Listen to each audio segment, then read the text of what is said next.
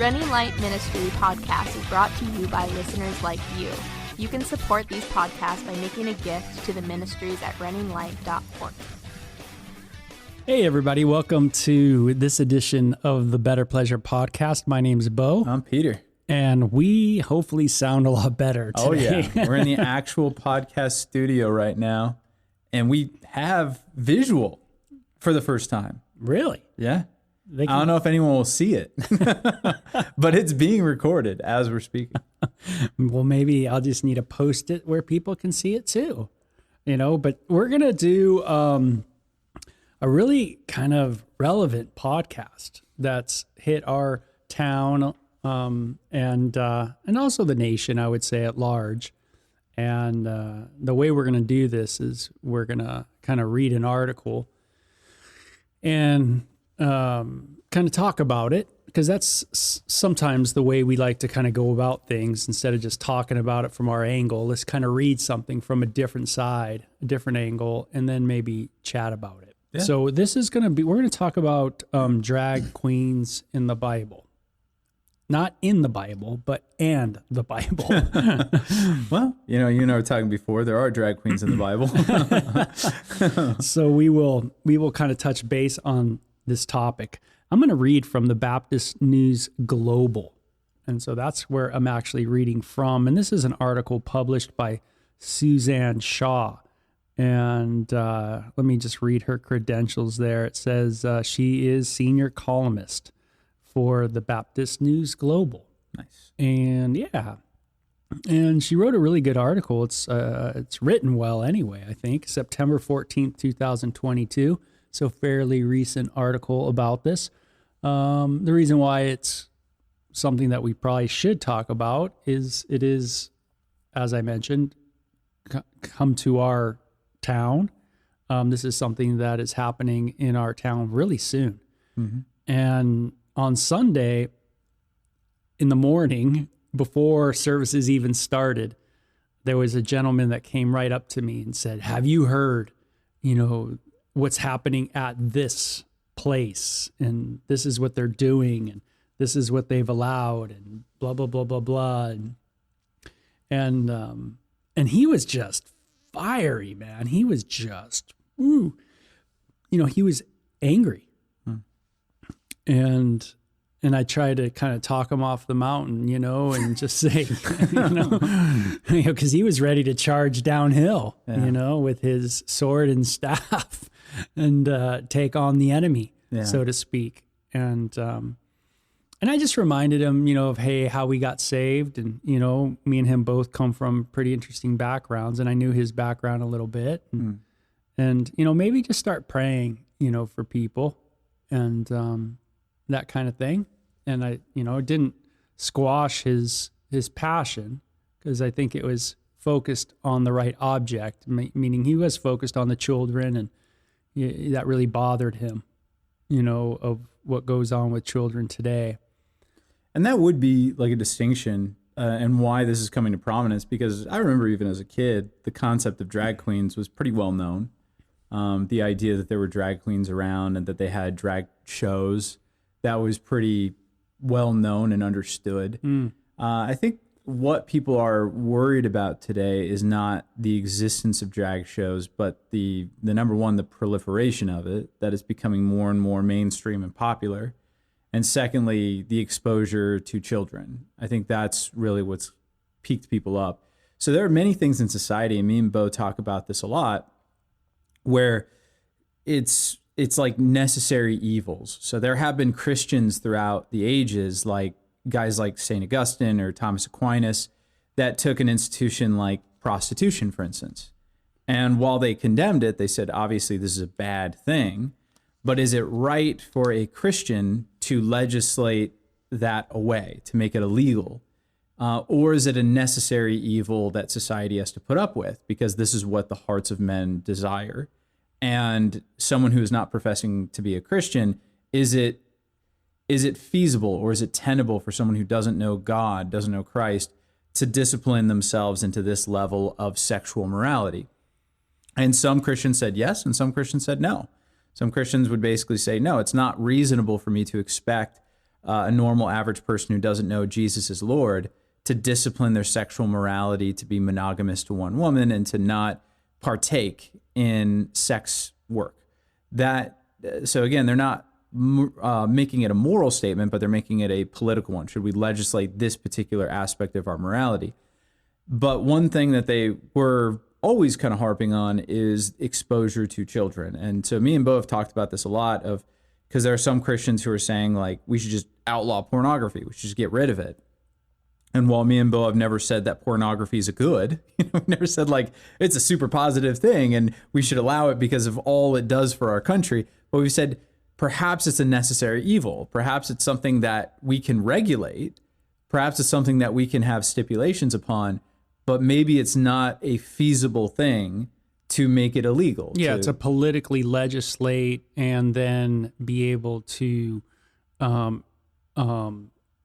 enforce laws against such a thing. Because what would that, if we gave an institution the ability to legislate internet access, like what kind of content someone can curate, produce, and post, what kind of power would they have, and what would that mean if they were to aim that against us? Right. That's the fear. So it's not that we're saying it's a good, but we're saying perhaps the cure might be a little worse than the disease. And if you go back in our podcast, I don't want to say that we've been pretty prophetic, but I would say we've been pretty rock on. We've been solid.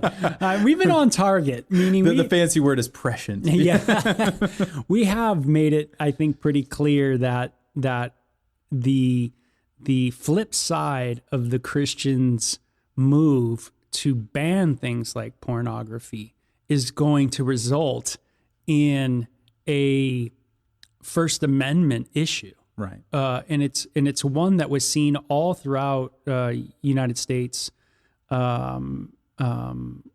court cases over the last 60 or so years. But there would be in the wrong hands, meaning if we take the First Amendment, we put it into the wrong hands, then we're going to see a lot of banning of different things. Right. That us Christians might not like that it's being banned. Right. And sure enough, what are we having today? A lot of things that have been banned.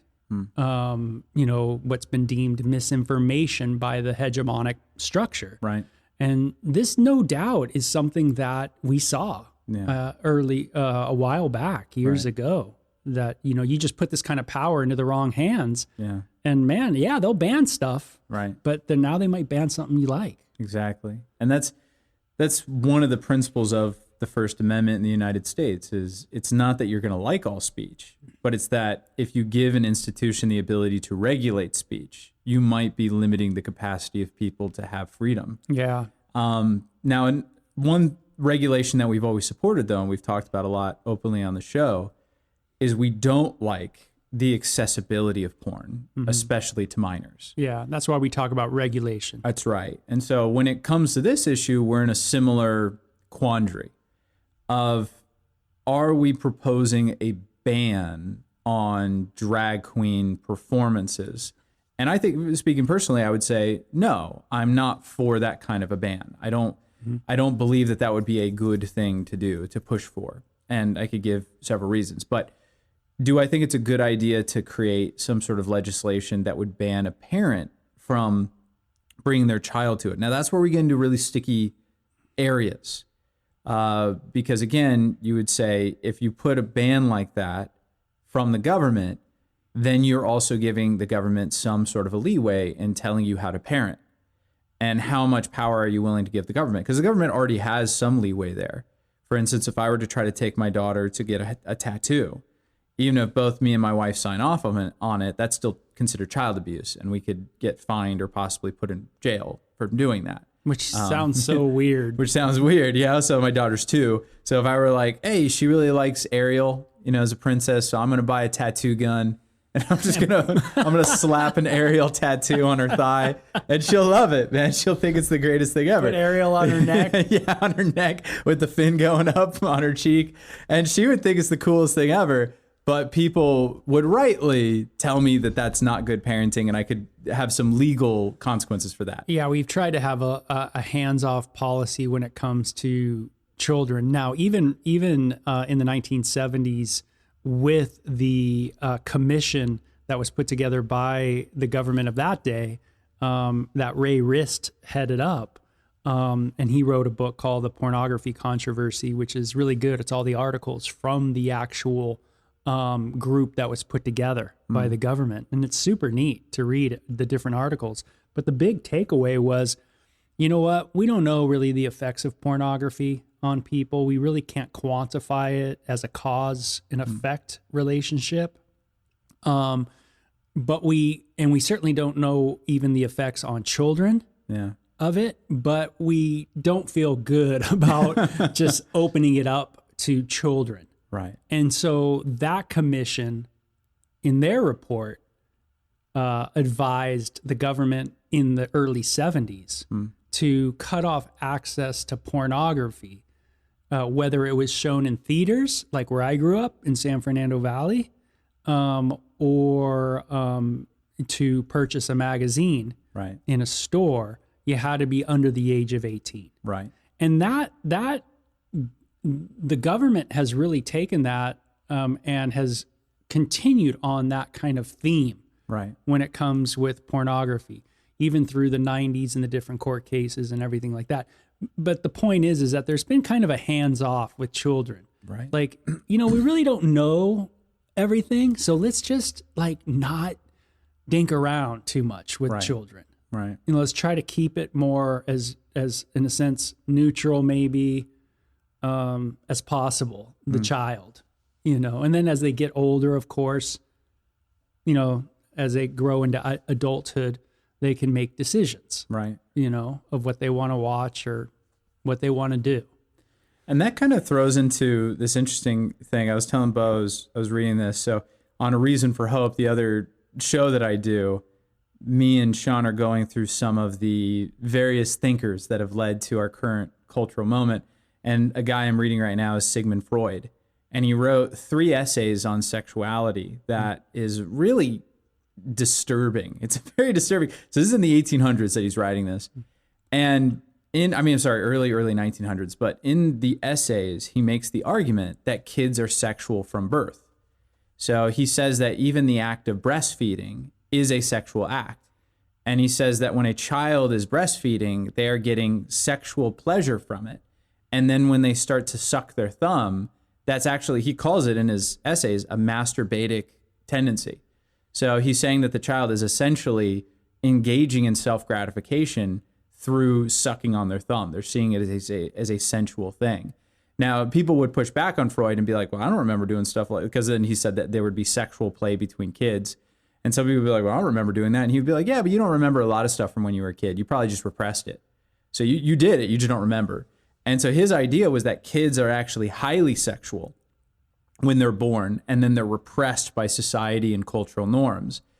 That has now bled into our current cultural moment, where even in the 70s, they were thinking, okay, well, kids' sexuality is not developed yet. We shouldn't be messing with it.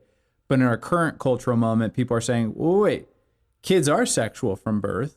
So that means that they're understanding and experiencing things. So what's wrong with exposing children to different sexual methods, right? Kink, S&M, or even drag shows, right? So Christians and conservatives think that they have a winning argument by saying, well, you shouldn't be exposing kids to sexual content at this age. They think they have a winning argument from that, not realizing that the culture's kind of moved to the point where people are like, well, why not? Right? I don't think we're at the cultural moment yet where parents would be arguing that we should be exposing kids to like hardcore porn. But I think that they are at the place where they would say, well, we should be exposing them to some sexual content so that they could discover what sexuality and sexual preferences they want as they develop their own ideas of sexuality. And this is the dialogue that goes on Facebook when it comes to this certain place. I won't mention its name, but this business that's going to have the drag queens come and do their thing.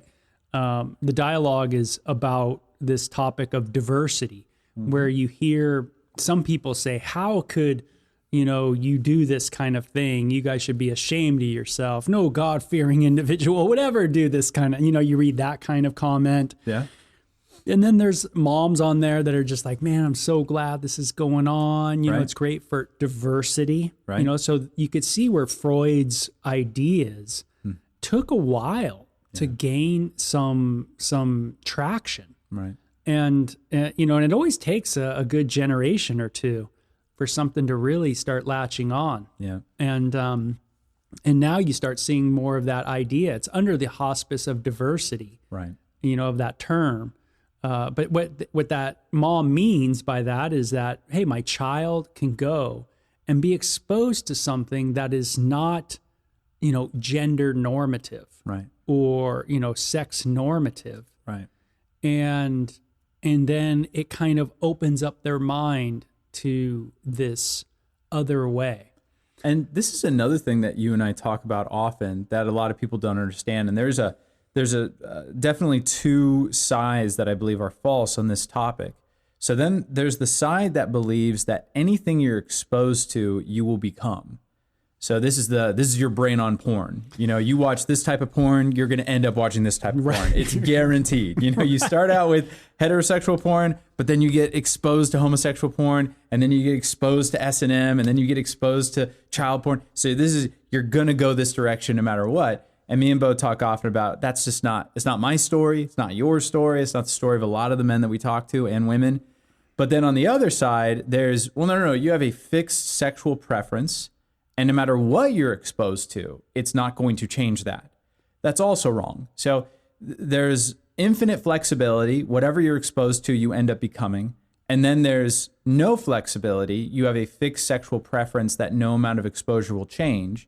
And then there's kind of a middle ground that we all have preferences, but those preferences can be influenced based on what we're exposed to. Yeah, and it becomes anecdotal, meaning we all have our stories. Right. You know, and this should prove that both of those sides are wrong. Right.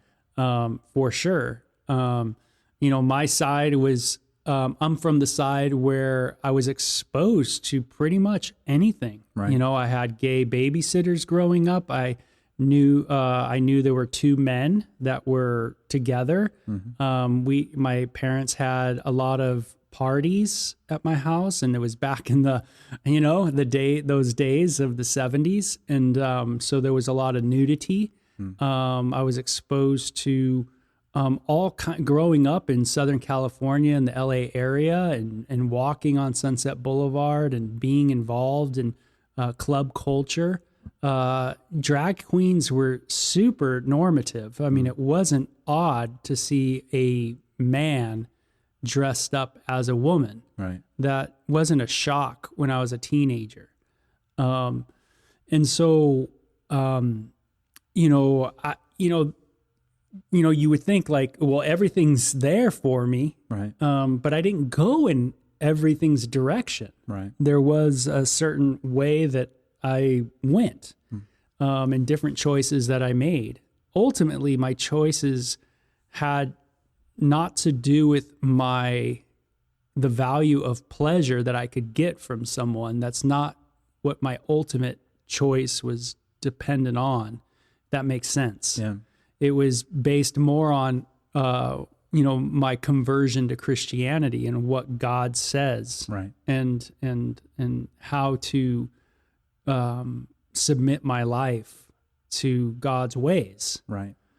And that isn't easy, and it hasn't been easy Right. in my life. And it's still not easy in my life. I Right. still have to think about it all the time. Right.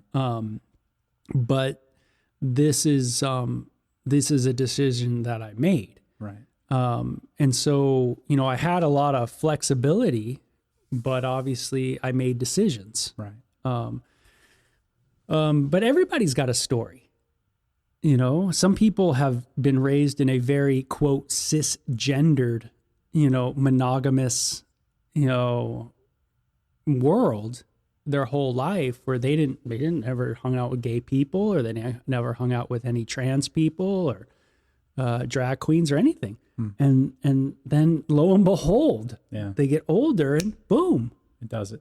something happens and they switch. So, again, a lot of people who are fighting this like really vehemently. So we'll talk about, again, the two categories. The people who are fighting against it their view is if kids are exposed to it, this is their future. Mm-hmm. And then on the other side, you have people saying kids need to be exposed to it because maybe this is a part of their nature. So again, in their view, kids have a very fixed sexual preference, but they need to discover that through exposure.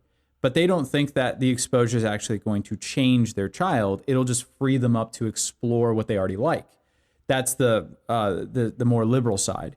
Yeah. What we're suggesting is that human beings are kind of in the middle. We have a nature that we inherit from God that desires the good, but then we have a nature that we inherit from the fallen nature of Adam that desires to rebel against God. But within that, there's a lot of flexibilities. There's innate preferences that we all have that are influenced by the things that we're exposed to, but it's not infinitely changeable or malleable. So in other words, as Beau said, there are people who will be exposed to bad stuff that will still choose the good stuff, even if they don't become Christians. Some people will grow up in like really dysfunctional homes with all sorts of crazy stuff going on, and they'll still choose to have a monogamous life sexually.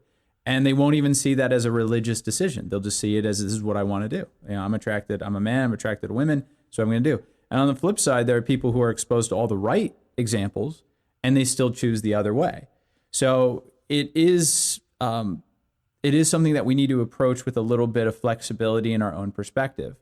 Just because a child is exposed to something doesn't necessitate that they'll go in that direction. However, preferences are influenced by exposure. That's why we do think it's important when you're raising your kids not to expose them to everything under the sun. Yeah, and obviously if someone argues that, hey, gosh, you shouldn't, what's the big deal with allowing drag queens to come and read or things like that? We have to ask, is there anything wrong with anyone reading to children? Meaning, is there anything that we can look at and go, that's wrong? Right. Because if you do say, well, yeah, there is something that I think is wrong, well, then you're doing what the conservative person's doing. Yeah. So and I was raised super liberal. So, and believe me, my brain still goes there a lot, where you go, oh yeah, like what's wrong with it? Those conservatives, they're so strict. They're so, well, to me, in my liberal mindset, there's things that would be wrong. Right. And so like flip it. What if it was like KKK story hour? Right. Right. What if it's KKK story hour? And you have a dude with a hood, right, but he's just reading Hansel and Gretel. Yeah. He's not doing anything. He's not talking about his white supremacy. Yeah. Do people want Donald Trump to go into a kids area and read to kids? I bet you there's a lot of the population that would feel very uncomfortable with that. They would say no. They would say, I don't think that's a good idea. Right. I don't like that kind of exposure to kids to this man. Right. For this reason. Right. Whatever. Even when we just look at sexuality, there's issues that we probably could all agree on. Will we say, is it okay for Warren Jeffs, to read to children? Which he would love. But those of you guys who don't know, he's the head of the FLDS who's in prison right now, who had 40 child brides. 56. 56 wives. 56 wives, and some of them were children, young girls. So that's what we're talking about. Is someone like that? Brigham Young had 55. Right. So wives. Warren Jeffs had to one-up him. He one-upped him, all right. He one-upped him. That's true. It's like in your face, Brigham Young, yeah. Yeah, so there are people that we would probably all go, hey, no, that's probably not a good idea. Right. And why? Maybe we wouldn't want children exposed to a gentleman who is a known pedophilia guy, a pedophile, right? And this is, this is another thing that parents have a lot of power and influence on their kids. So we're potty training Vera right now. My youngest daughter is 2.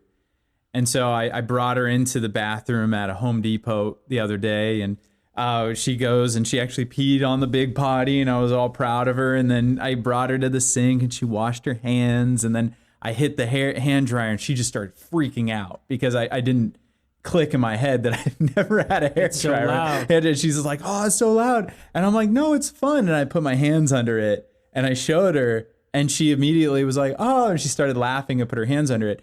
As a parent, you have power to show your kid what is safe and acceptable and what's unacceptable. So if I would have hit that and she started going like freaking out and screaming and I started doing the same thing, that would have reinforced that terror in her life, and she would have perpetuated an anxiety at loud noises like that.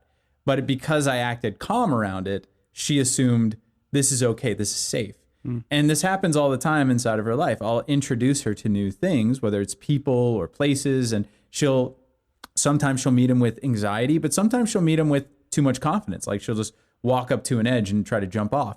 And so sometimes I'm trying to give her a little bit of caution. Sometimes I'm trying to give her a little bit of feeling of safety, like, hey, this may not feel safe, but it is, right? That's a power that a parent has.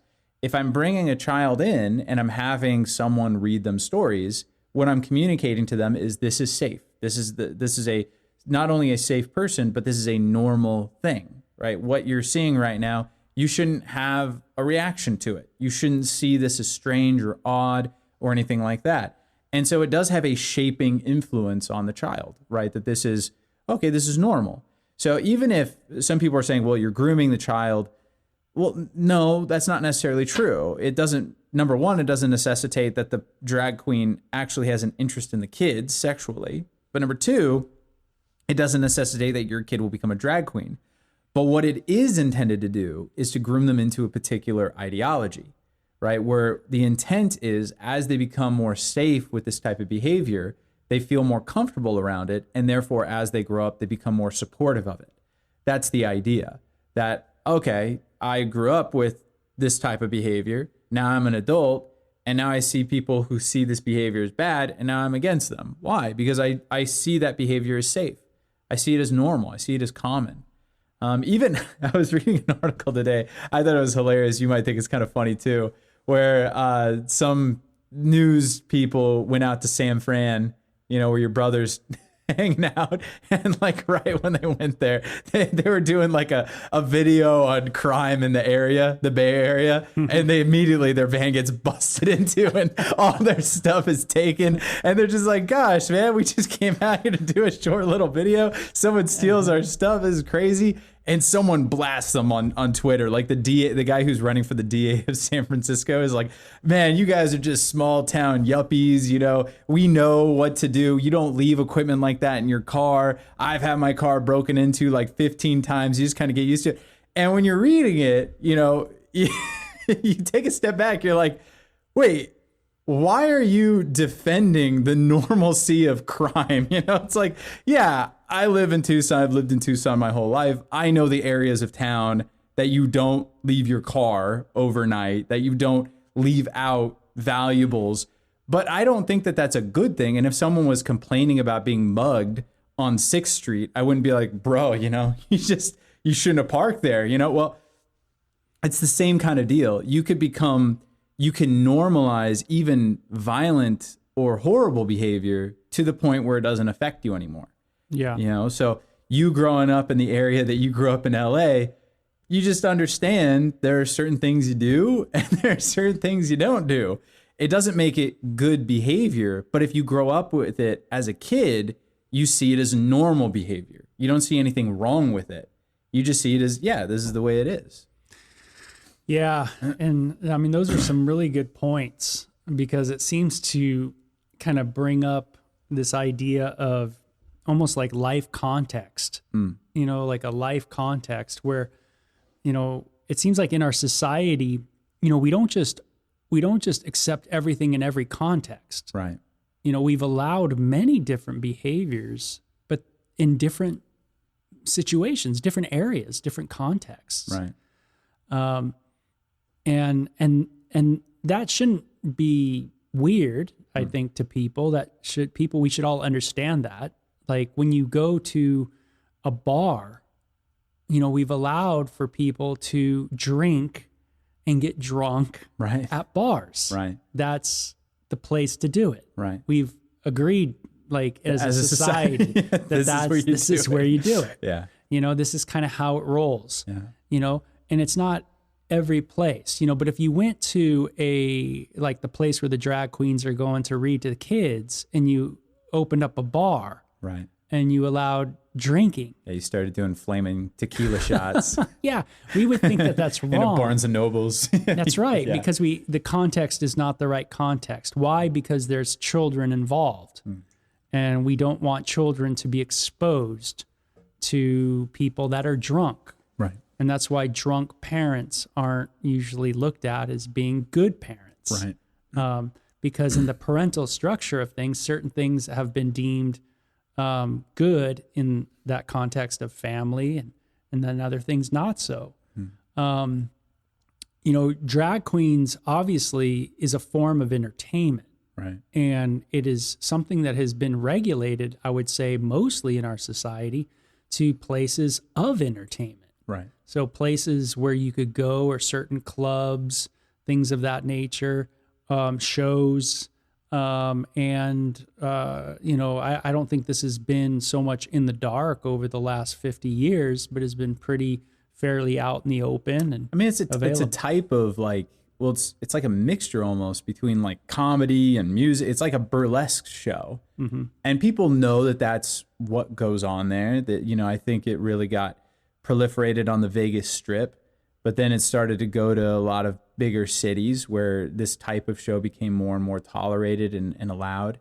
But ultimately, yeah, that was the agreed upon context. It's in the same vein as like a burlesque show, so they also have shows like that where women dress in particular outfits, glittery and scanty, and they put on dance numbers and performances. And it's not a strip show, but it's just a type of show. Yeah, and it's got to be interesting with all the different groups, the different kinds of feminist groups out there, of just how to quite go about reading the drag queen, because it has the word queen in it. Right. Which obviously moves us to this idea of femininity. Right. And usually when you go to a drag queen show, or you see someone with a lot of makeup, a lot of motifs, if you will, a lot of embellishments. Right. Everything tends to be very caricature-ish. That's why a lot of people have called them woman face, right? So some women are very offended. Some feminists are very offended by the drag queen shows, because they would say, well, it would be similar to me and you putting on like black makeup and going out and doing like jazz routines and being generically, stereotypically black. People would see that as offensive, because that would be the joke. The joke is we're being stereotypically a race that we're not, and we're showing the strangeness of that culture through our caricature. That's essentially what the drag show is. It's taking femininity and it's being put on by men, right? People who are not women, and they're taking like a caricature of womanhood, and they're presenting it. And it's almost like a joke, right? You go to these shows and they're not serious. They're supposed to be funny. They're almost satirical in the way that they are, but they are also highly sexual, right? So it's a very interesting dynamic for sure. But Christians and conservatives, people who have moral qualms with the show, are not the only ones that are offended by it. Right. Different groups would be. I was kind of thinking too of, some people might say, well, hey, my kid watches TV. My little kid watches TV and cartoons, and they're not much different than a drag queen looks. They're very embellished and very, over the top, if you will, in the way that they're designed. Hey, my kid watches Teletubbies, and look at Teletubbies. I mean, look at that thing. What is it? Yeah, I mentioned earlier that my daughter likes Little Mermaid. Right. And the villain, Ursula, she was actually modeled after a drag queen. Yeah. Which I think is interesting. Yeah, and, I can see that. Yep. And you look at her features, and once you know that, you're like, oh, that's super obvious. She's got like the really short haircut, but her body is like very voluptuous, if you want to put it that way, right? And she definitely has scenes in the movie that are a little bit, you could call it like sensual. She has like sensual scenes where she's moving in various ways. So, yeah, absolutely. And when that movie came out, there were a lot of parents that were disturbed by that. They would say, is this right to expose my kid to this type of behavior? To this type of thing, to the Disney thing. And so I'm sure a lot of parents see it that way. Another thing I want to get into, if we just kind of turn the page a little bit, is the idea of sometimes a conservative will argue, well, you know what, it's just the land, everybody doing what is right in their own eye, as the book of Judges talks about. And it's always in a negative in the book of Judges, right? Everybody's doing what they want in their own eye. They're doing what they want to do, blah, blah, blah. And it's always really a move away from God kind of thing. But I'd love to get your thoughts on this too. But, what about the argument of like that we've brought up just in passing at the beginning of like, hey, well, a lot of these people don't claim to be born again. Right. And they're bringing their children to a place to go see something they think is diversified, that's what they're saying, right? It's diversity. And,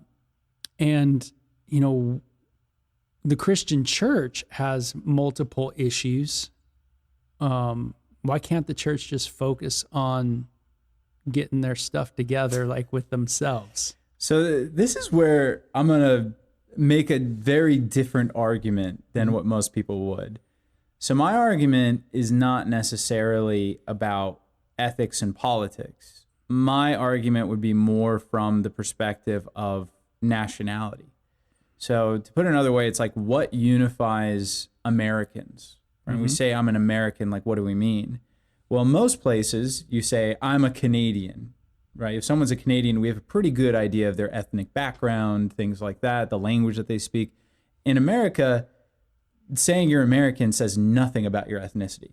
It says nothing about even where you're from, right? Being an American, you could be literally from anywhere. You could be first generation, second, third, fourth generation. I'm second generation. My mom's from Korea. My dad is, I don't know, probably he's been here since the Mayflower or whatever, he's super white. But, we have this diversity within our family. So it's not ethnicity that's joining us. Is it religion? Is there a creed that joins us? And the answer is, well, not really that either, because we're not we were founded on Christian principles, but it was never expected that people would become Christians in order to become citizens of America. Now, that may sound to people growing up today, you'd be like, well, of course they wouldn't. Well, that's not as obvious as you might think historically. The majority of times historically, nations would require you to have some sort of a fealty to a religious system, right? That's why the Christians got in trouble in ancient Rome, is because they did require you to have some sort of they're like, hey, you believe in your God, whatever, but you do got to give fealty to Caesar. You do got to serve him as if he's God. And the Christians refuse to do that. So the modern day conception that there is no creed, there is no religious creed that unifies the country that people at least have to give obeisance to, that's new, right? That's something that even our founders didn't expect people to do. That's why it's one nation under God. That's why God language is put throughout the Constitution and the Declaration of Independence, as well as the Bill of Rights. So when you look at our country today, if we're not unified by ethnicity, we're not unified by any type of religious creed, well, what does unify us? We'd be like, well, the founding principles. Well, there's a lot of people today, including people in high levels of government, that don't like the founding principles, that are trying to destroy them. So that's not what's unifying us. So the answer is geography. That's literally it. It's we share a landmass towards one another. The problem is that the more we start moving to this idea of you could just believe whatever you want, you're moving into a culture that has no unifying principle whatsoever other than landmass. We share a landmass. And that's not a durable structure. And that's what actually the book of Judges shows us. That Israel just having a landmass and saying, well, we're Israelites, or even having an ethnicity wasn't enough to unify them. And the whole point of the book is you get to the end of it and they have a civil war with one of the tribes because the ethics and morality of that tribe became so different than the others that they couldn't coexist anymore and they had to fight one another, right? So a country can't last. Forget about what's right versus what's wrong for a second here. A country cannot last if their principles and ethics are too different. There's no way. Could we really share a country with a bunch of people who believed in, let's say, Sharia law? What if there were states in our union who decided to institute Sharia law, and they had massively different ideals of what women should wear and how many wives a man could have, right? Would that be a sustainable union? And the answer is no. So if you're going to move to a position in America where it's kind of like, well, everyone could do what they want, that's okay. We don't have any religious ideas. We don't have anything that we're adhering to in a cultural sense or an ethical sense. It's just kind of whatever goes, goes. If that's your ideal, you don't have enough to unify a country. And that's why people are talking about the possibility of civil war. Some people look at it and be like, well, it's not like the issue is slavery.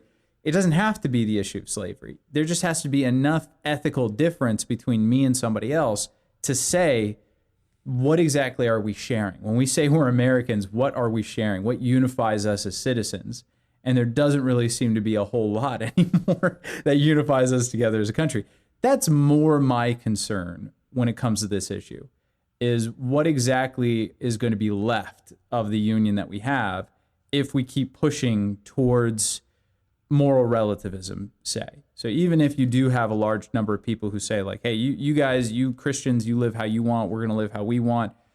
The difference between me and a secular progressive today is vastly wider than the difference between me and, let's say, a Cuban immigrant who has nothing, who has no idea about our national norms.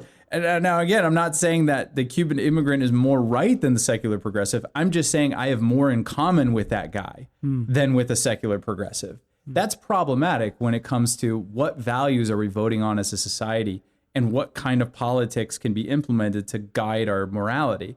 That it makes it almost an untenable position. Yeah, maybe the last thing to go is going to be our economic common denominator. Yeah. And maybe that's what holds the country together, is just our thoughts of like, hey, I'm making money, you're making money, okay, we're okay, or something like that. Like, but when that gets frustrated enough. I mean, even, 1/3 of millennials, that's my generation. Yeah. I say that socialism is a good idea. Yeah. That's, again, like putting aside the ethics of which system's better, capitalism versus socialism, fine. But how do you have a country where 1/3 of the people in it say, I don't even like the economic system? I think it should be totally uprooted and changed into something different. Yeah. That's pretty radical. Yeah. And that's maybe my point, is that you're going to get to a place where even things like money, right, economy is not going to bind people together. Right. Meaning at one point, just 20 years ago, I mean, most people were like, yeah, we got a good system. Right. But just 20 years up at, here we are, tons of people are like, no way. Yeah. The system's not good at all. Right. And yeah, so let me read this article and kind of get some takes. So it says, seriously, Christian folks have got to lighten up about drag queen hour. We have an epidemic of predatory pastors, but yay, let's worry about drag queens reading books to children at the local library. So that's how she starts. So right off the bat, and I was thinking about this today, ironically, where I was listening to a clip where someone was arguing for, I guess you would call it like traditional marriage. He's saying, hey, traditional marriage is a good idea, one man, one woman. And the more liberal, progressive person in the conversation said, well, yeah, but back in the day where traditional marriage was the cultural norm, a lot of men just cheated on their wives. They had like mistresses and things like that. Mm-hmm. And his point was, well, yeah, if you adopt a system, there will be people who are going to hypocritically go against it, meaning that they're going to put on a false face like they're adhering to it, but in the dark, they're going to be doing something totally different. That doesn't make the system bad. That just makes the hypocrisy of human beings bad. Yeah. So when they're bringing this up, it's like, are there pastors who are living double lives? Mm-hmm. And predatory and using their position and influence to take advantage of their members, including sexually take advantage of them? Absolutely.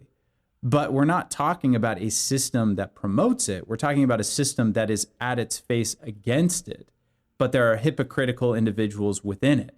Mm-hmm. What you're talking about is setting up a system where it's on the surface, right? Where you're like, well, we're just going to set up a system where drag is normalized. That's a different thing. We're not talking about what are those drag queens doing behind the scenes. Yeah. We're talking about what is the system that's on the face. Do we agree with that? And to me, there's a fallacy. I forget what it's called. One of the logical fallacies that it's like an appeal to something, or I don't know. But she seems like she's making appeal to something that really is, in a sense, a straw man, I guess, fallacy. Because what she's kind of building up is that, hey, there's pastors that, are predatory, hence she's probably referring to the Catholic Church and all the predatory priests and stuff like that. But that's kind of in a sense, she tears it down, but she doesn't really realize that, well, drag queens can do that too. Right. It's not like drag queens have some moral superiority, right? And that they don't fall into various predatorial sexual behaviors. Right. But she starts it off like that. Like, hey, the church has, some pastors that are, hey, they're predators, but yeah, let's worry about drag queens. Like, it's no big deal, right. It logically, it doesn't seem like that's a good statement. It says drag is a performance and entertainment, in part social commentary about gender. True. Okay. I agree with that. Yeah. And it says, sure, we could have a high-level theoretical conversation about performativity, just its performance. Performative. Yeah, singling, homomotivity, and gender fluidity. And I have my own critiques of drag, but that's not the point here. The point is a lot of Christians are freaked out because they think drag queens are grooming children simply by being drag queens in a public space with children present. And then it says, Drag Queen Story Hour started in San Francisco in 2015 when Michelle T. took her baby to library story hours, but found them fairly heteronormative, focused on and assuming heterosexual families. So she decided to create something more inclusive, especially for LGBTQ families. So this is where it gets a little broader. And this is another thing that I want to bring up is when she's talking about Christians being worried about grooming happening within these shows.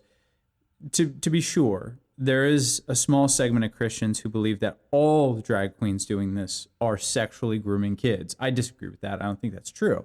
However, whenever you look at a system, you have to look at it and say, is it open to exploitation by someone who would be predatory, right? So in other words, if you have a system in which a man is able to go and communicate directly with kids in a sexualized costume, is that system open to exploitation?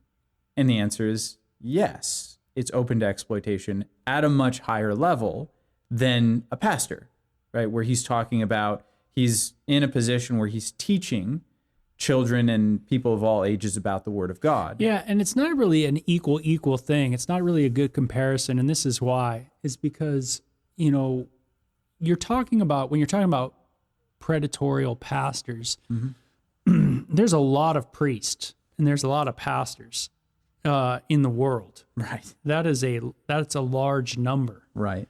And we're talking over periods of time. Right. She's referring to. And now she's trying to equate that with drag queens. Right. How many drag queens are there worldwide? Right. How many drag queens have been monitored? Right. Or, what kind of accountability has there been with drag queens' lives? Right.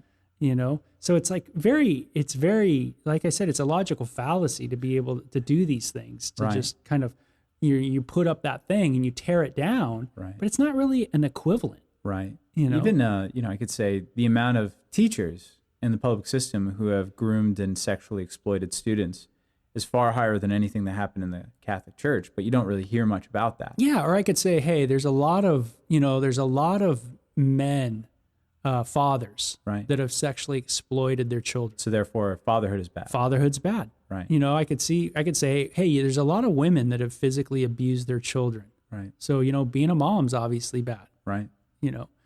I just don't, this doesn't seem like a very strong argument at all. Now, another concern that people might have is if all I knew about someone is that they had a fetish, right? They had some sort of a sexualized fetish.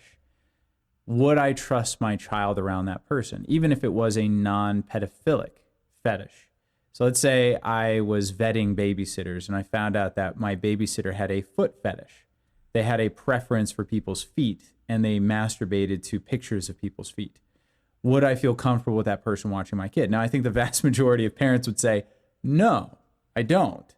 Even though the fetish has nothing to do with children, the fact that someone has a fetish makes me think about their sexuality and their sexual preference.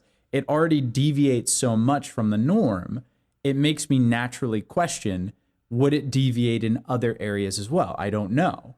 So when you're talking about someone who has a fetish for a man who has a fetish for dressing up as a woman and putting on a burlesque show, would that preclude me from putting them in front of my child? Even though that fetish has nothing to do with children, is it right or acceptable for a parent to have a question mark about someone like that who already has a deviant sexual desire? Yeah, and I think the argument of what parents would say is like, hey, the whole point of us bringing them to this show is to get them out of the norm. Right. Like we want them to be exposed to the non-normative. Right.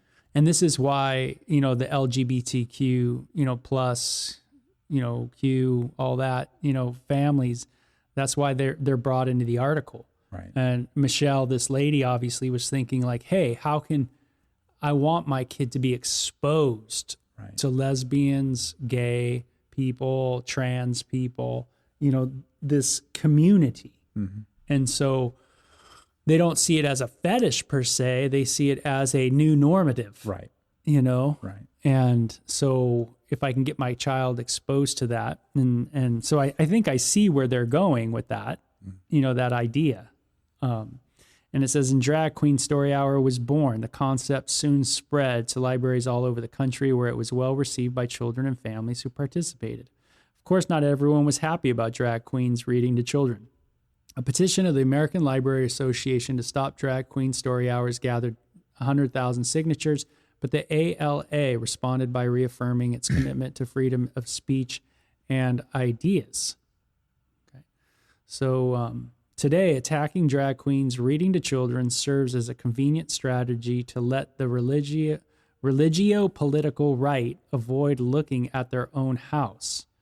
The right is using fears about gender and sexuality to enlist few followers and to distract from their own current scandals, including clergy abuse and insurrection. It's much easier to play in old stereotypes about predatory gay men than to address the beams in their own eye. So she talks about that. So again, there's a difference between addressing something that is, use the word systemic, versus something that is aberrational, right? So something that's systemic means it's a behavior that is necessitated from the system that you've erected. So for instance, if I institute slavery as a system and slavery results from it, that's not a bug, that's a feature. That's something that comes from the system. But if I set up a system of sexual purity and morality and people utilize that in an aberrational format to abuse people within their congregation, that's not a problem with the system. That's a problem with abuses within the system. So it is apples to oranges, because what Christians are attacking with Drag Queen Story Hour is they're not attacking the hypocrisy of possibly one or two or a percentage, I'm not sure what the percentage might be, of predatory people who are drag queens who are giving these stories to kids. That's not really what we're attacking. I think that there's a higher potential for, like I said, exploitation of that system than other systems that are there. But I'm actually more just criticizing the system itself, right? Even if no aberrational abuses happen within the system itself is designed to promote, as you said, a kink or a fetish as normal, right? That's the problem, that you're presenting what has been traditionally understood. By the way, even in ancient cultures that widely practiced transvestitism, they saw it as a sexual fetish. They saw it as like a sexual practice. So, one of the main passages we go to in the Bible about men dressing as women would be 1 Corinthians chapter 11, where Paul forbids men dressing as women and women dressing as men within the church of Corinth. But we know historically, one of the reasons why he's so opposed to it and he's so strict with how they're supposed to dress is because, again, the Corinthians saw it as a fetish. They saw that as when a man dresses as a woman in that society, it wasn't just, hey, I'm feeling like wearing a dress as opposed to pants today. It was a sign of sexual activity. It was a sign of, I am dressed as a prostitute within the temple of Aphrodite's system, and I am open for business, if you want to put it that way. That was the idea. So even though transvestitism is very widespread, they are correct. When modern day people say that's been throughout human history, they're correct, but it has always been seen as a sexual practice. And are you okay with that? Right? You can't desexualize it. And again, when you look at drag shows, you could say many things about them, but the one thing you can't say is that it's non-sexual. It's the same as watching the ballet or watching, like a gymnastics performance. It's not the same thing. It's clearly a sexual performance. And so this lady's obviously, when she's writing, she's wanting, people to, it sounds like she's wanting people to kind of look in their own house, so to speak. That Right. passage says judgment begins in the house of God. Kind of look into your own world before you go outside. So let's continue with it. It says, certainly sexuality is a component of drag. So she admits that. Many drag performers are gay men. Not all. Drag does suggest that queer sexuality is not deviant. Mm-hmm. Okay. That's not grooming. That's what she says. That's not grooming. And in fact, hearing the message early on may mean the children in the audience who grow up to be queer are better able to accept themselves and less likely to kill themselves.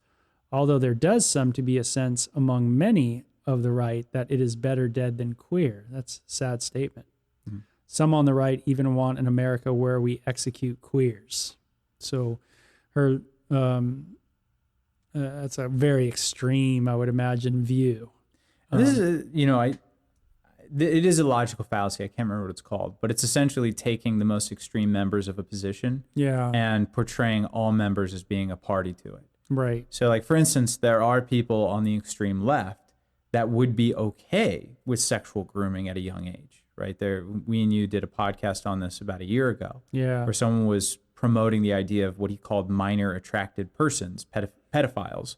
But he said that we should destigmatize pedophilia and call them minor attracted persons.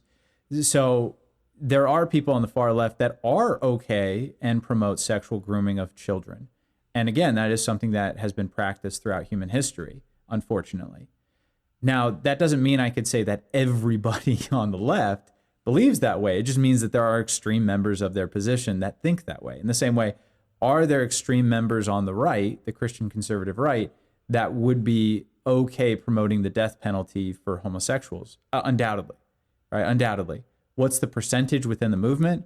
Very, very low, like frighteningly low. You're talking about going to the absolute excesses of the movement. And so it is a bait and switch tactic to try to promote your ideas as being pure and holy and good, and your opponents as being demonic and genocidal. Yeah, and I find it too interesting where she says sexuality is a component of drag. Right. Like, okay, Agreed. many drag performers are gay men, okay, but not all. And she says, drag does suggest that queer sexuality is not deviant, and then she said that's not grooming. Right. So then she makes a statement on it. Right. Like, but thing is the idea is, what is grooming? Right. Like, okay, so what do we groom? When we use the word groom, we're kind of using it very selective, it seems like. Like, for instance, I'm in a cisgendered, monogamous marriage. Am I grooming my child to be a cisgendered monogamous person? Right. Someone would say, well, yeah, you are. You're grooming them for that. Well, is that wrong? Right. Well, yeah, that's wrong. You need to put gay sex on for them so that they could see gay people too. Right. or you have to put polygamous sex so that they could see polygamous sex in action. Right. You know, you have to expose them, though, to transgender lifestyle as well. So you need to watch so many movies on transgenderism when the child's 5. Right. You know, do you see how ridiculous this is sounding? And this is called the equivocation fallacy. It's where you take a word in one sense and you insist on its definition in all senses. Right. So it'd be kind of like if you and I were talking about, let's say, climate. And there are many different ways that people utilize the word. But what if I say, well, you're a climate change denier, right? And what I'm insisting upon is I'm insisting on a very particular definition of climate. I'm insisting that what we mean by climate is the weather as it's increasing in temperature over time. And so if you say, I disagree with that, I'm saying, well, you're a climate change denier. Now, what you could mean, though, is, well, I believe that the climate is always in flux. It is always getting hotter and colder, and there are various factors that contribute to it. By me insisting that you're a climate denier, I'm insisting on one definition, and I'm saying you're in denial of that. That's a fallacy. So in the same way, she's taking one narrow definition of grooming, that is sexual grooming, meaning an adult taking a child and grooming them for a sexual relationship with that specific adult, right? She's taking that one specific definition and saying that's what everybody means. But you've brought up the idea that grooming could be just preparing someone for a lifestyle. So for instance, if someone was being groomed to be, let's say, a CEO of a business, this happens all the time, right? And people use those phraseologies and everyone knows what they mean. Yeah, totally. Right? I'm being groomed to replace this particular person. Yeah, at or the to head play of the baseball, company. or I'm groomed to be this, or, you know, that's used all the time. That's right. So it just means to prepare someone for a particular lifestyle. So when people are saying, well, these drag queens are grooming them, you could tell she's already agreed to the fact that they are. She's just used the equivocation fallacy to not utilize the word. Right. Because she said it is to teach kids that this queer lifestyle is not deviant. That's grooming. That's the definition of grooming. You're preparing them to accept a particular view of the world. Right. That's what grooming means. But if you want to insist that everyone who uses the term grooming means it in this very narrow sense, that the drag queens are necessarily preparing young children to have sex with them, that is something that, again, I'm sure that there are various people on the right that do think that way, but I don't think that the majority of people on the right think that way. Right. I think the majority of people are contesting not the possibility of abuse, which might be higher than most other circumstances considering what's going on, but they're mainly against the grooming into the ideology that this lifestyle is normal and not deviant. Right, and she makes that clear herself. So there's a little bit of a contradiction there, right? You know, or an equivocation fallacy. Right. So she says, now that's not to say drag isn't a threat. Drag is an incredible threat to gender norms that subordinate women and vilify LGBTQ people. And that's what the right is really afraid of, that drag might cause people to rethink gender and sexuality, that they might further lose their grip on power over straight women and gender and sexual minorities. So she, in a sense, admits the grooming issue. It is grooming. In that paragraph. But it's good. Yeah. You're grooming them to something good, so it's good. That's right. Which the other side of it is, well, then obviously her argument's no different from the flip side argument. Right. They're both making the same argument of like grooming's bad, but it's just that their ideologies of the type of grooming or the ideologies are different. Right. And you know, this is one of the things that you and I talk about a lot on this podcast, where a lot of Christians believe that the sexual preferences listed in the Bible are normal. And what we've said over and over again is, no, they are not. The sexual preferences listed in the Bible, the sexual commands, if you want to put it that way, the ethics, are not normal. No culture has adhered to them ever until the Judeo-Christian culture took over. The idea that one man should be sexually committed to one woman in a partnership, monogamously loving one another and committing to one another for life, is completely aberrational on the world scene. There was always an institution of marriage, but the idea is that I had to be sexually faithful to one woman. That's the unique quality that's within Judeo-Christian values. So a lot of Christians are uncomfortable using the language of, well, yeah, The reason why I'm against what you're doing is you're grooming my child into an ideology that I'm against. I want to groom my child into this particular ideology. They're afraid to use that language because they want to see the other side as being completely aberrational. What we're saying is, no, actually what you're doing is pretty normal in the world scene. The idea of having men dress as women in a sexual manner in front of kids, that was normal. That doesn't mean it's good. It just means that it's been normal historically throughout human history. I think that's something where maybe she's a little short-sighted in the sense that she's not understanding that there was a time where the world wasn't, in a sense, in this idea of one man, one woman for life. Right. That there's thousands and thousands and thousands of years where human beings were not even clued into this idea.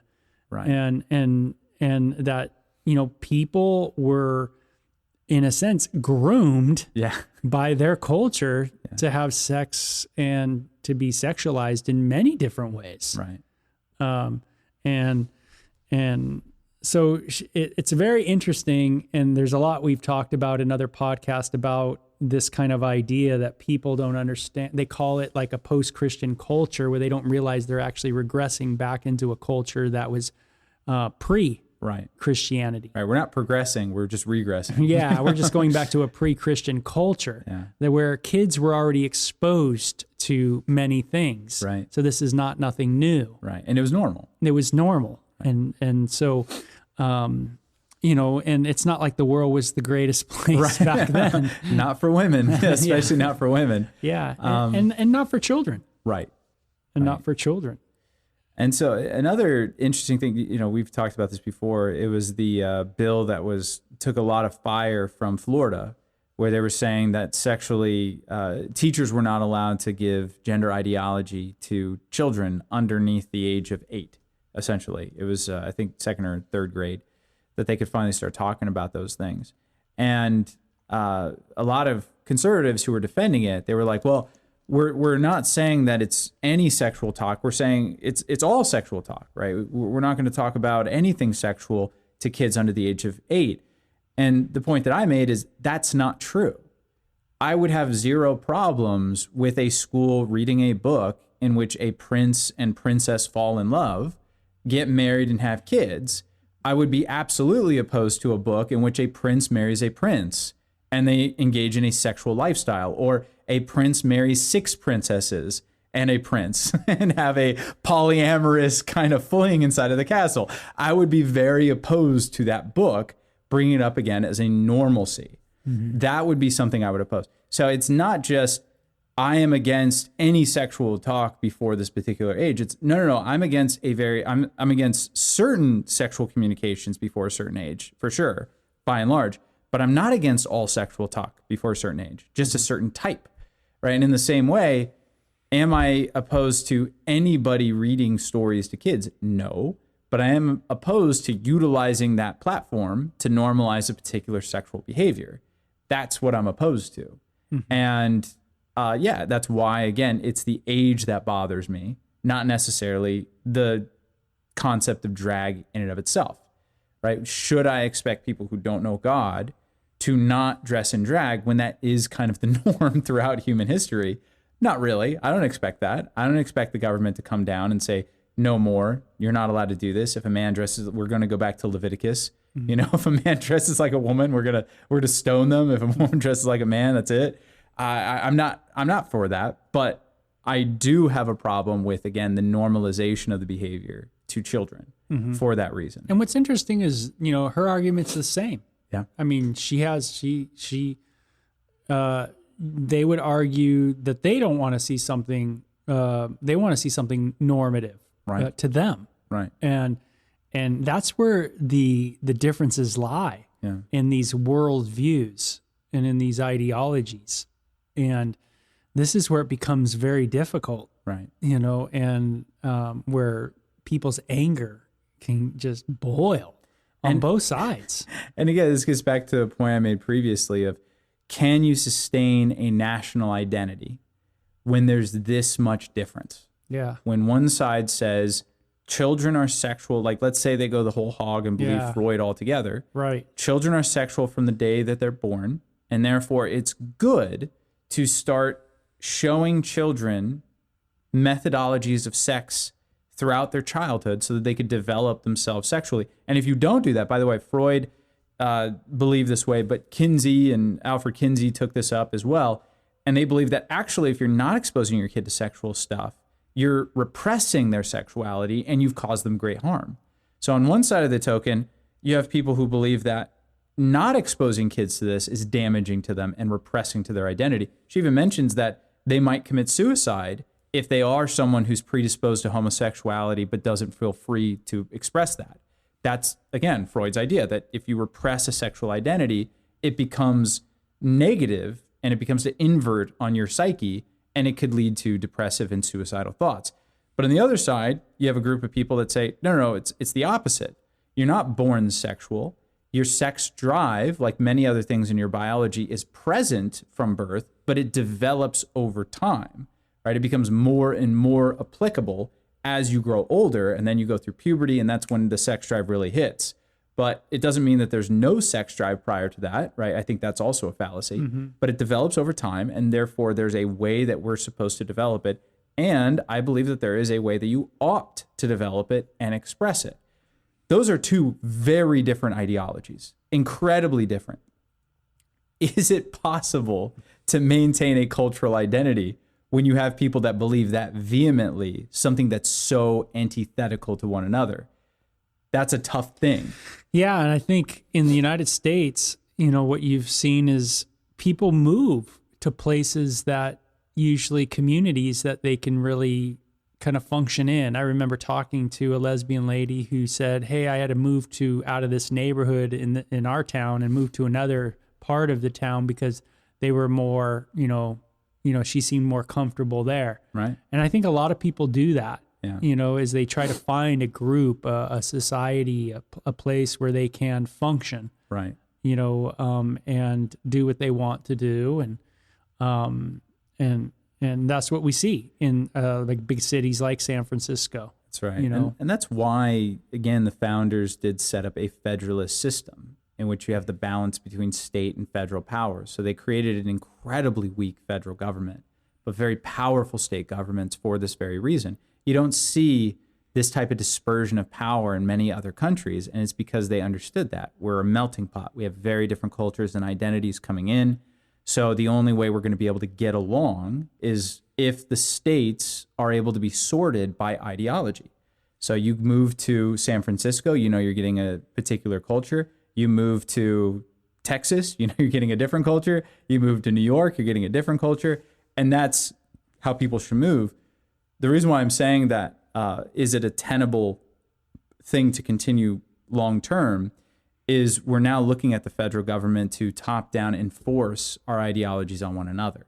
So is it tenable for that country to subsist? And I don't think it is, right? I don't think that's possible when you have both parties reaching for the federal gun and trying to aim it at the other person, right? This is not going to work.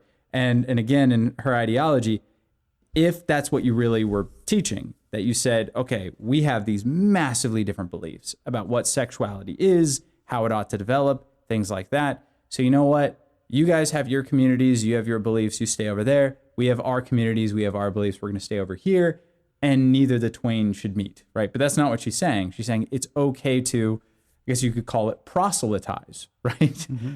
It's okay for you to go into other communities and promote your ideology in a public forum to children specifically. So it'd be very similar if I, as a pastor, did a story hour. What if there was a pastor's story hour? Everyone would know what I'm doing, right? So if I went to a local bookstore and said, hey, I'm a local pastor and I'm going to read you guys Hansel and Gretel or Cinderella or something like that, everyone would know the reason why you're in there is because you want to proselytize. You want to teach kids about yourself, make them more comfortable with Christianity, and potentially convert families into your belief system. And I would say, absolutely, that's what I'm trying to do. I'm called to evangelize. I'm called to share my faith.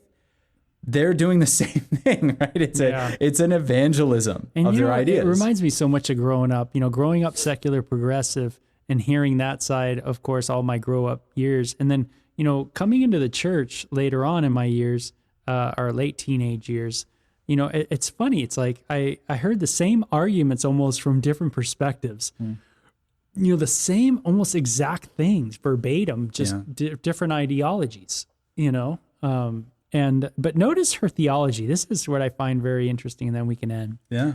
It says, children themselves are exploring gender. Think how many little boys want to wear a princess costume before social constraints shame them from doing so. Lots of little girls who want to be pirates and play baseball. Drag queens might help them think that's okay. First of all, I thought that was, I was like, this is really interesting. Yeah. Like, it seems like it's a big jump exploring gender. Right. Like how, what does she mean? Like, how far of exploring gender is that? Well, and this is the mistake that a lot of people make on both sides. What kind of being is a child? Yeah. Right? What kind of being is a child? And so this is something that's been discussed for many, many years, and it really came to a head with three figures that appeared around the same time. You have Thomas Hobbes, John Locke, and Jean-Jacques Rousseau, and they had a debate with one another. Even though they lived in different time periods in different countries, they had kind of a long-term, like century-long debate. Hobbes believed when you're born, you're evil.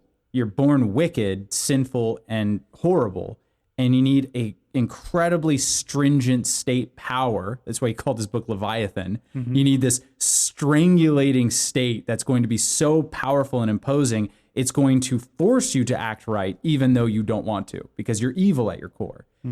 Locke said, you're born like a blank slate. You know, you're not born evil, you're not born good, you're a complete blank slate, and society has to enculturate you in its ideology. Rousseau said you're born innocent and then society corrupts you. When I'm looking at a child, and let's say a child is wanting to put on a dress, what is that activity? Hobbes would say that's a result of your child's evil. It's because your child's wicked and wants to go against what he ought to be doing within society, and that is becoming a man and filling his role as a man within that culture. Locke would see it as ignorance. The child just doesn't know what they're doing. They're a complete blank slate. They're just trying out whatever they want, and they're going to figure it out later. Yeah, whatever's available. Whatever's available. And then you as a parent have to guide them into what you think is right. Rousseau would look at it and say, well, that's just what they innately want to do. And whatever you innately want to do is pure, righteous, and good. So therefore, as a parent, my role isn't to stop them from doing that, but to encourage that behavior because that's how they ought to be, right? It sounds like this woman, again, agrees more with Rousseau, right? It's, that's their true self. I should encourage them to do that. Well, what's the Christian perspective? It's somewhere in between Hobbes and Locke. It's not exactly Hobbes, it's not exactly Locke, because we're not a blank slate, but we're also not pure evil, right? You don't come out like a spawn of Satan, right? Kids want to do good things as well as bad things. What we believe is that we're born with both, again, the nature of God as well as the nature of Adam. We're born pure but fallen, and therefore there are things that we naturally want to do because we're just purely curious. We're innocent, we don't know better, and we're just purely curious. But there are also things that we want to do as children that are bad and wrong, and we want to do them because they're wrong. So right now, my daughter is wanting to do things that are wrong. She knows they're wrong. So let me give you one example. She knows that she's not supposed to hurt her brother. We've told her that many times. When she gets frustrated and she's going to throw something, you better believe it's coming at his head because she knows she's not supposed to do it to us, and she can't get away with that. But she can kind of throw it in his direction and pretend like it was an accident, but she knows what she's doing. It's clearly an intentional defiance against us. But at the same time, sometimes she wants to hold his hand and be affectionate to him. So you see the dynamic there. She sometimes wants to do good. She sometimes wants to do evil. And sometimes she's just doing things because she's curious. Why does she try on my shoes? Because they're big and funny. And she wants to see how they fit. That's really literally as far as it goes. So again, I think that a conservative parent going too far, looking at your child wanting to try on a dress and saying, oh my gosh, like it's evil, Satan's coming to the house, that's stupid. But the liberal looking at it and saying, oh, that's their true self, they want to become a girl, they're also stupid. I think that the majority of times when a child tries on something from the opposite gender is because they're innocent and they don't know what they're doing, right? Now, not always the case. Sometimes they're, again, indoctrinated into a behavior, and we have to look at that. But the vast majority of time, it's just they're innocent. But we also believe that there's a way that they ought to act. that gender is something that you live into. It's not just something that you're born into, it's something that you have to choose and live into. It's not a performance, it's an acting out of your biological existence. I'm born a male, but then I have to live into that identity.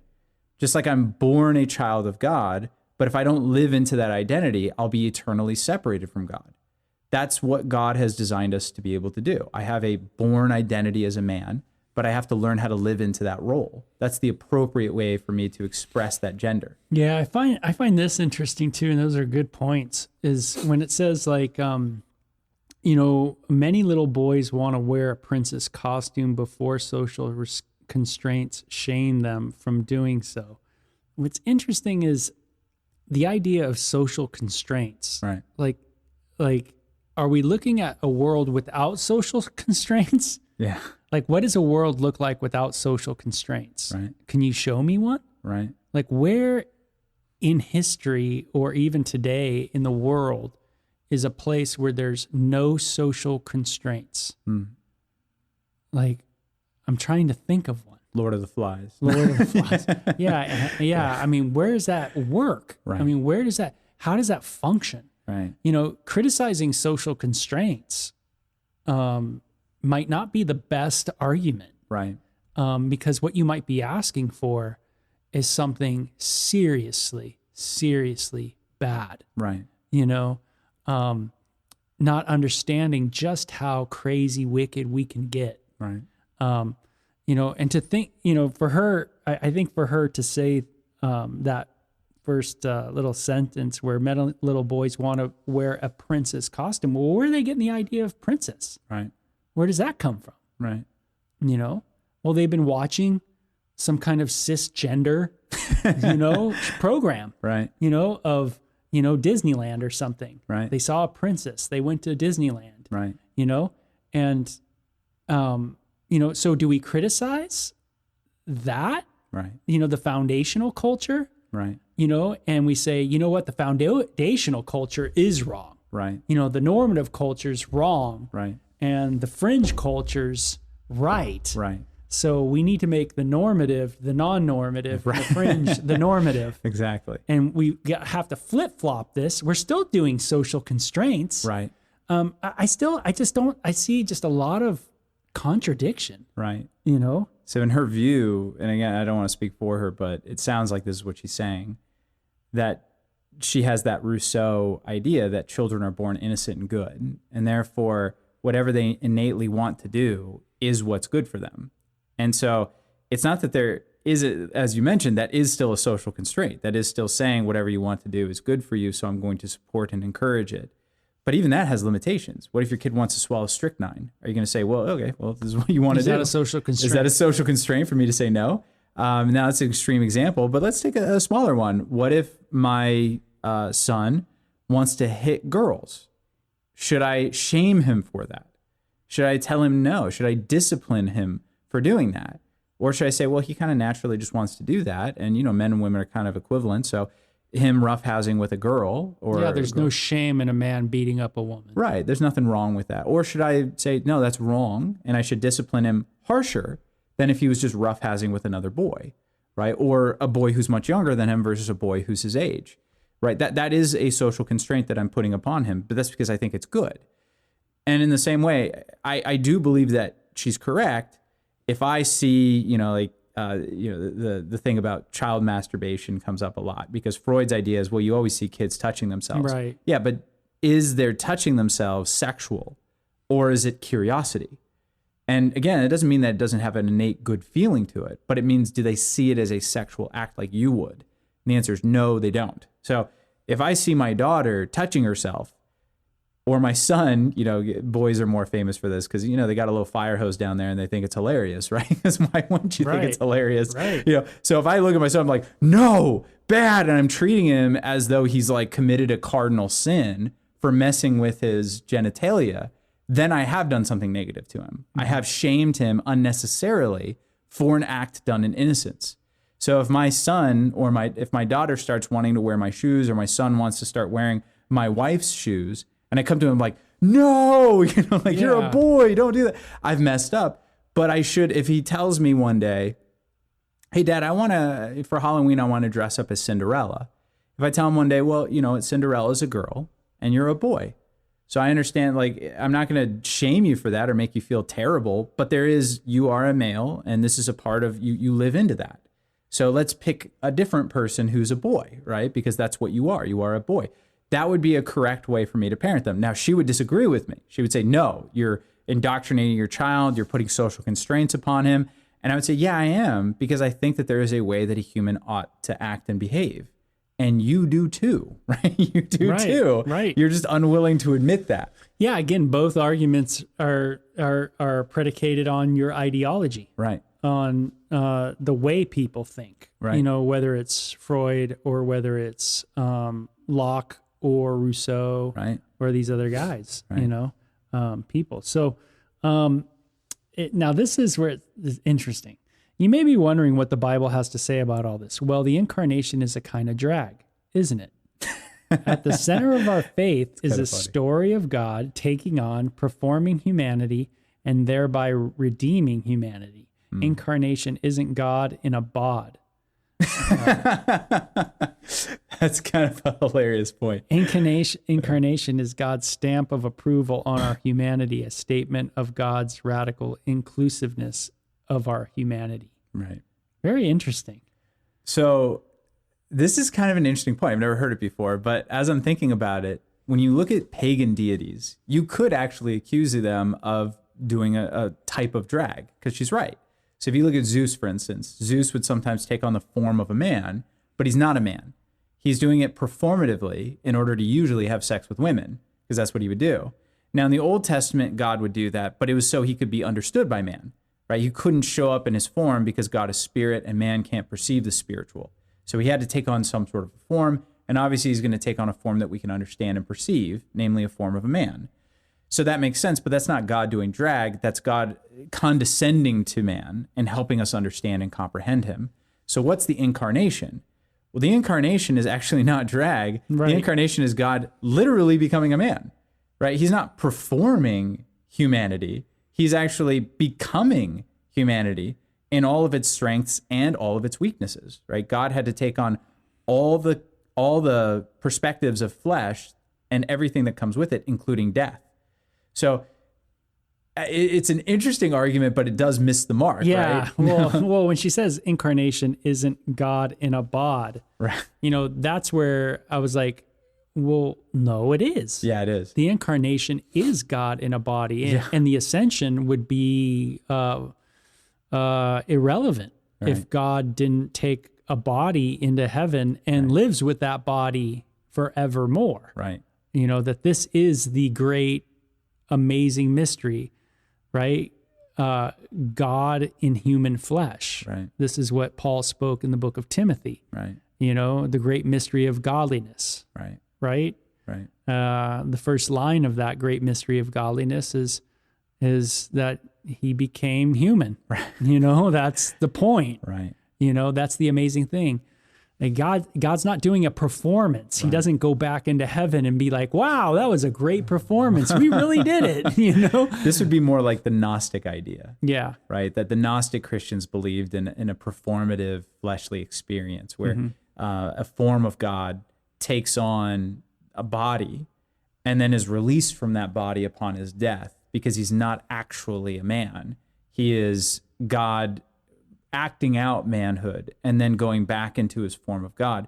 As you brought it up, the Christian doctrine is that God becomes fully man, dies as a man, raises as a man, and ascends as a man. So he retains and his intercedes as a humanity man. and intercedes as a man between God and man. So he's not performing manhood. He is a man. He remains his humanity. He retains his humanity even in the ascension.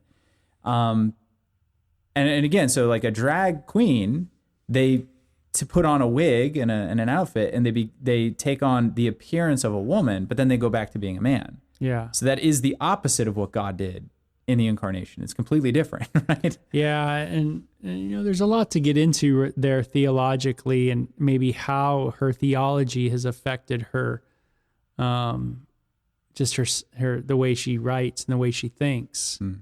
Because if you think God's, if you think God if you take the scriptures at face value and you go, yeah, God became a man and he ascended as a man. Right. And he now intercedes. It says he lives to intercede for us before the Father. Right.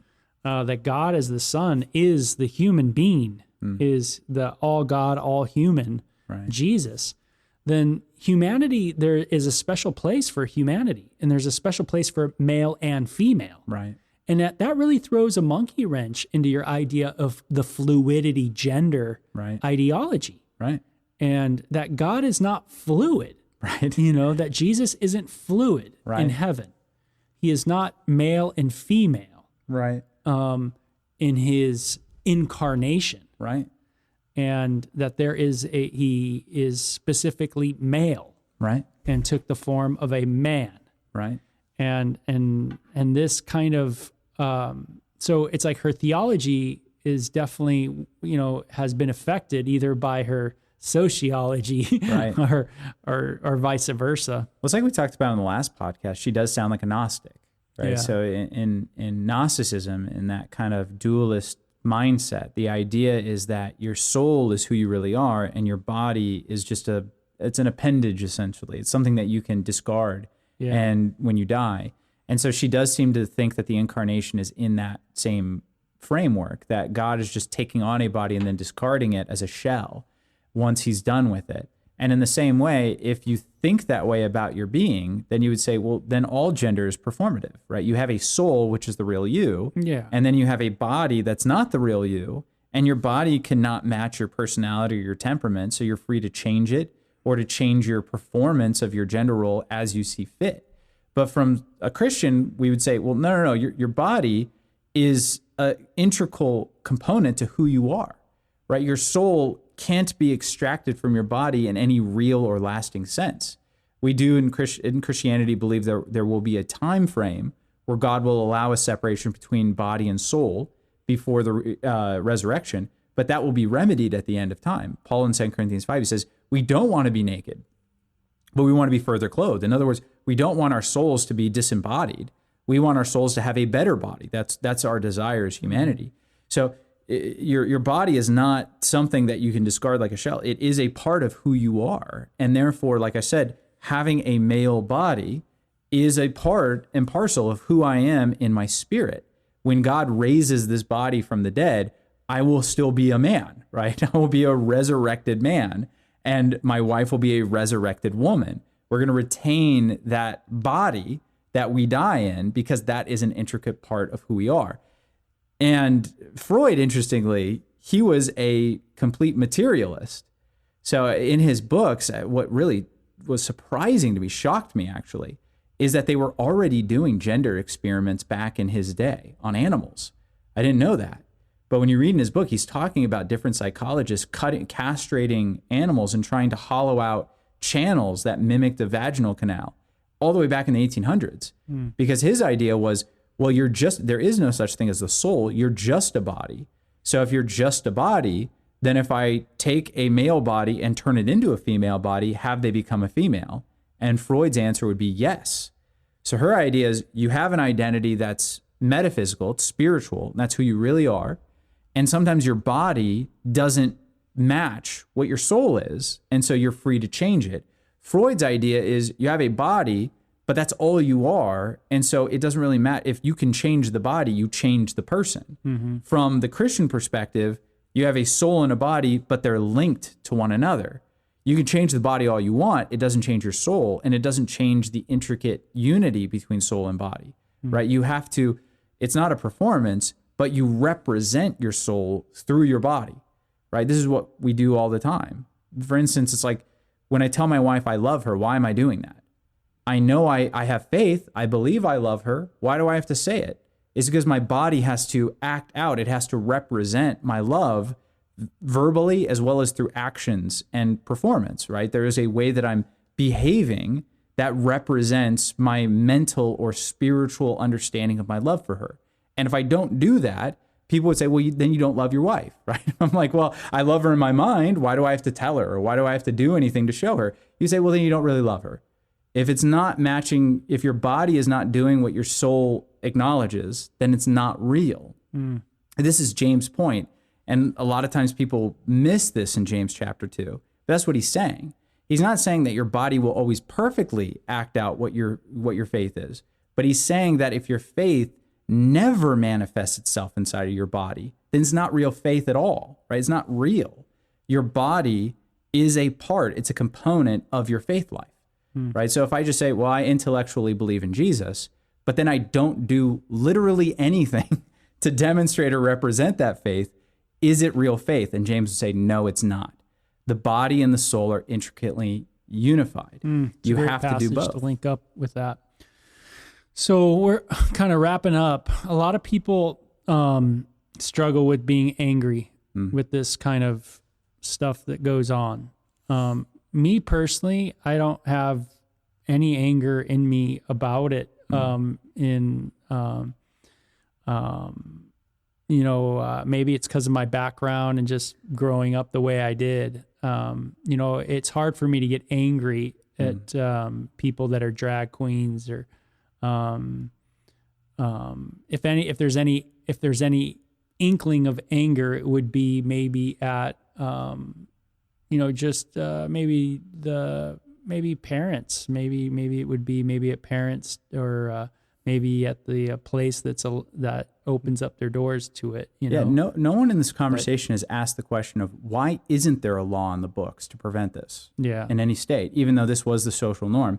It's because there didn't need to be one. Right? Yeah. There didn't need to be a law in the books that prevented parents from doing something like this. They just never would. Yeah. So like you said, Beau, it's like, can we fix the politics? Yeah, but what's wrong with our society in which you would need a law like that? Yeah. To prevent that behavior. Yeah. How do you think, people, need to behave in this manner so that they really represent Christ and they don't get so tweaked, like the gentleman that I was kind of talking to early on, where I could tell he was just super angry, man. Right. And the Bible says the anger of man does not produce the righteousness of God. Yeah. Yeah, and I think that's a great passage, because what it's saying is that your anger, neither good or bad, because Psalm 4 verse 4 says, be angry and do not sin. But what it's saying is that your anger is never going to produce the righteousness of God. Like if you're being moved solely by your anger and your frustration, you're not going to make things better. You're probably going to make things worse, right? You're not going to create social harmony. You're going to create more social disunity and disharmony. So again, it's not that it's bad to be angry. I think that someone ought to be angry at this, right? And there are many different sources that their anger can attach to. But if you're being moved and motivated only by your anger, it's not coupled with anything else, you're definitely not going to be bringing about anything good or positive, right? If you're simply a reactionary, you're not going to actually build a vision of righteousness and goodness. You're just going to tear down the ugliness that's in front of you, right? And you might be creating something worse. So, being angry is good, but what do we do with the anger? Well, in Psalm 4 verse 4, it says, meditate on your bed and be silent. So there's an idea of who should I be angry at? And do I trust in the laws and the goodness of God to deal with these people as they need to be? So like you said, a good source of my anger would be the parents that are bringing their kids there. Could be at the drag queens. It could be at the behavior that they're exhibiting towards these children. It could be at the politicians who are supporting it. But am I going before God and giving the right to judge these people to him, as opposed to seeking vengeance in my own hands? That would be the negative that can produce within people of, I'm going to get even with these people in order to show the fact that I disapprove of their behavior. Well, no. If I'm able to give the final right of judgment to God, then, and this is important, I will be able to utilize the means at my disposal to change the culture in the direction I want it to change without putting and staking my sanity upon its success or failure. So in other words, if I get riled up and I'm like, I can't believe this is happening, our country's going to hell, and I start fighting it, if I fail, well, then I have failed to accomplish the only thing that would have given me peace. Right. But if I've entrusted justice to God, then I can fight this thing with all that I have.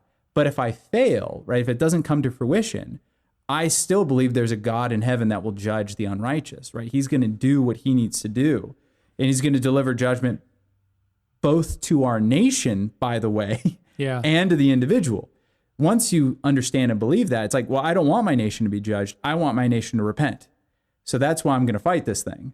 However, if my nation doesn't repent and it keeps going in the direction it's going and it becomes more and more godless, well, then God's going to deal with our nation. And he's going to deal with the individuals that are representing these ideals and pushing them away from godliness. And that might be, you know, the answer in 1 Peter chapter 3, I think you're mentioning. It might be 2, where, you know, Jesus was insulted, but did not insult in return, but committed himself to him who judges righteously when he was on the cross. He gave judgment to the Father. Maybe that's been some of the glue of why the nation has been able to go cohabitate for so long, is because there's a big part of the population that's able to commit ultimate judgment into another's hand. Right.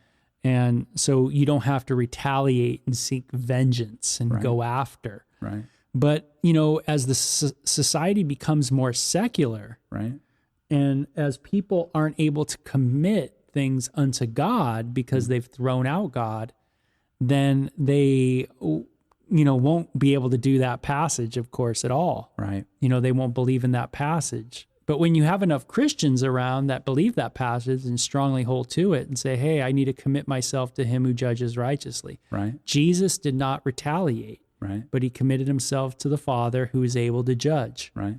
And if we can't do that, then we put ourselves in positions where we have to judge. Exactly. And we have to inflict the revenge or whatever we feel like we need to do, the justice. Right. We need to do that. Right. And that might be our greatest downfall. Absolutely. And then we, you know, anyway, it's been an awesome podcast for sure. We've gotten to a lot of cool territory. Very relevant. And thanks so much for listening. And we will try to do one next week. We'll do our best. Hey, we got access to the studio. That's right, man. We're ready to go. So thanks for listening. Take care. Check out runninglight.org to begin our 2 video series, Take Flight and Love or Lust. You can also send us questions on Twitter at Running Light or on our runninglight.org podcast page. Like us on Facebook at Running Light Ministries. Psalm 36:8. They are abundantly satisfied with the fullness of your house, and you give them drink from the river of your pleasures.